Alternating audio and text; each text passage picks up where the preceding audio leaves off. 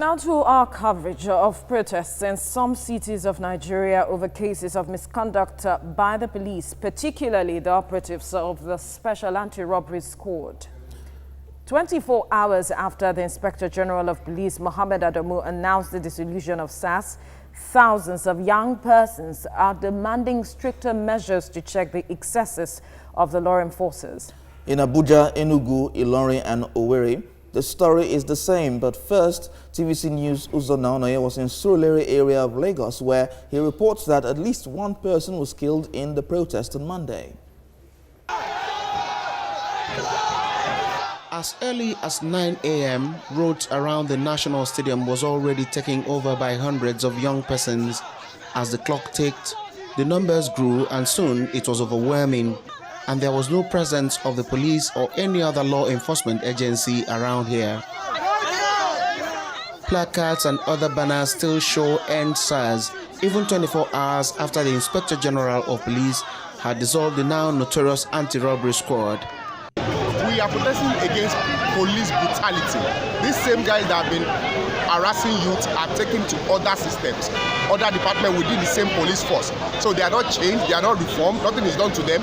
This is just like putting bad eggs in other departments to continue what they are doing. So this protest is against police brutality. The protesters reacted angrily towards any attempt to break through the barricades, restricting vehicular movement. About 400 meters away at the Area C command of the police, the crowd was heavy, bringing up different tales about police brutality. Police officers in front of the command headquarters stood and watched as the protesters pour out their mind. Midway, as another group of protesters marched from the National Stadium axis, a gunshot was heard from behind, and soon the body of a man who was caught up in traffic, not part of the protesters, lay lifeless. Since the recent anti-police brutality campaign began, this is the first day the Surulere area would experience this kind of situation. Perhaps President Buhari's promise on Monday that the dissolution of SARS is just the first in the series of actions that will reform the Nigerian police may persuade the protesters to give government a chance to walk the talk. Uzonna Onoye, TVC News, Lagos. All right, joining us on Skype from Lagos is Akimbode Oluwafemi, Executive Director, Corporate Accountability and Public Participation, Africa. Good morning. Thank you for joining us. Good morning.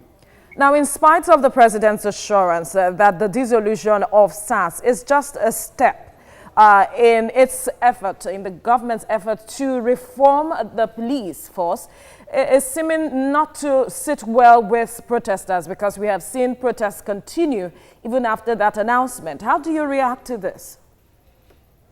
Well, it's good that Mr. President have started to talk about this.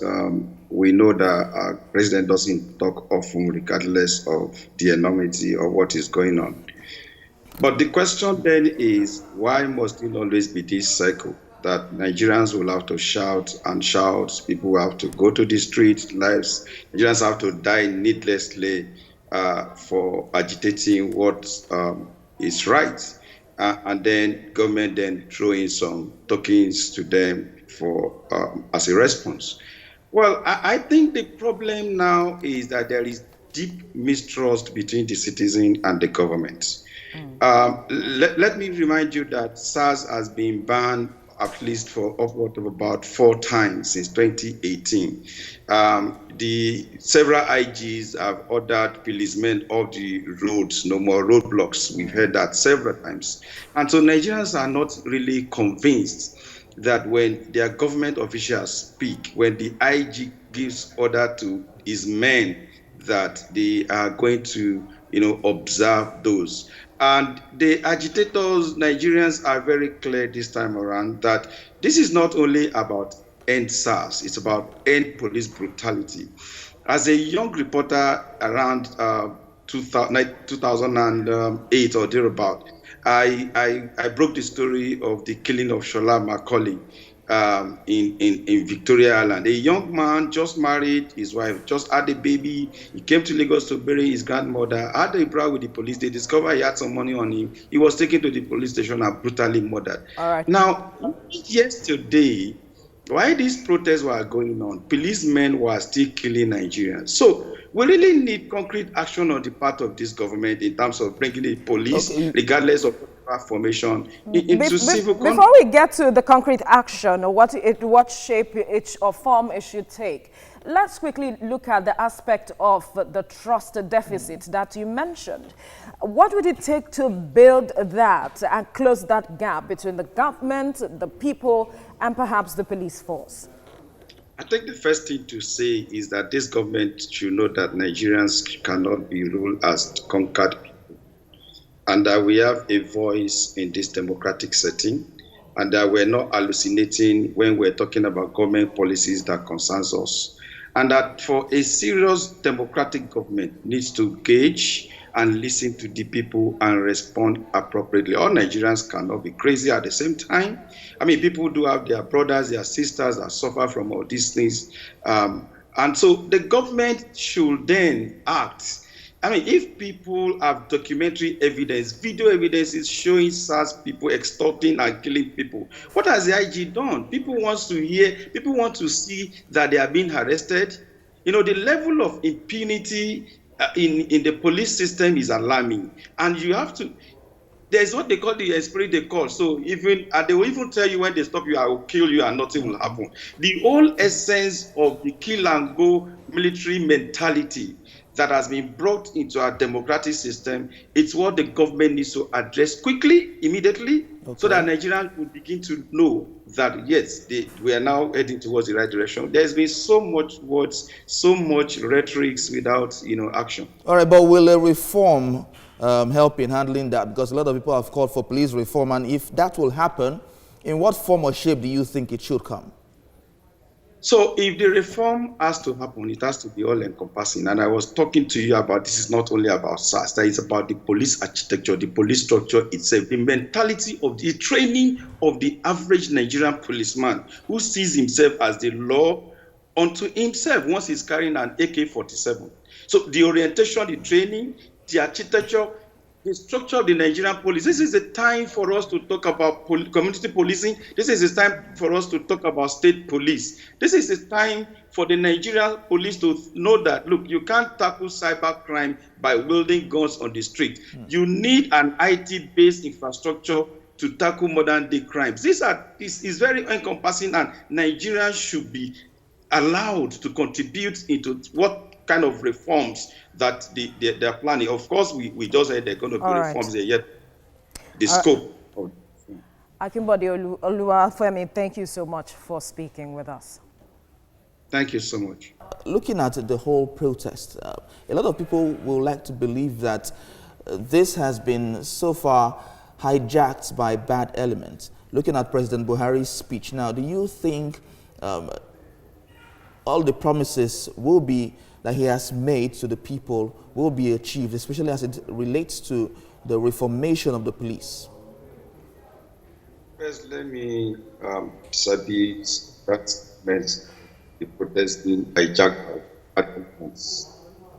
What we have seen, spontaneous reaction of the Nigerian people to years of brutality, police harassment, impunity, and action on the part of the government to hold those officers accountable.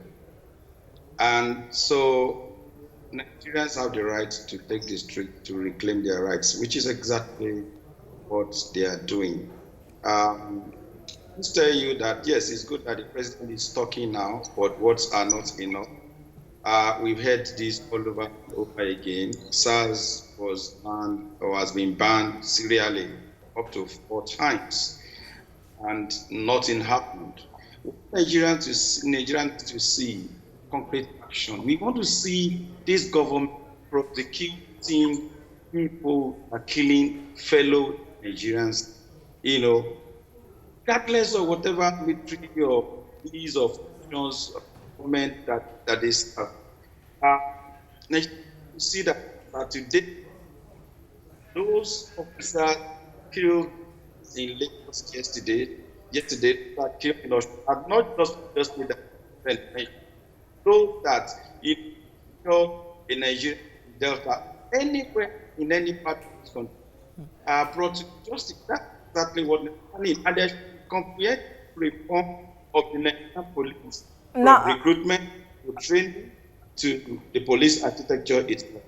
Now, this issue of ensuring that justice is not just done, but also is seen to be done, is of major concern, like you have rightly pointed out. But there is also the issue of our justice system. A lot of persons saying the road to justice is quite cumbersome, and so that could also pose a challenge, don't you think? You know, look, first thing first is that the police coined the word kill and go, which means if I kill you, I go, nothing will even happen. So, and what we've seen over the years that nothing eventually get done. No investigation, no attempt at even prosecution. And I think we need to move from that to holding them accountable, let them be responsible. Of course, we need reforms in the judiciary too. I mean, a criminal justice system looks like forever. That in itself, it's also part of restructuring the entire system. Look, we are in 2020 for Christ's sake, and we are still behaving as if we are still in 1994 under a military government. All right, so thank you very much for talking to us now. Yes, thank you, Akimbode Oluwafemi, for your time on the program.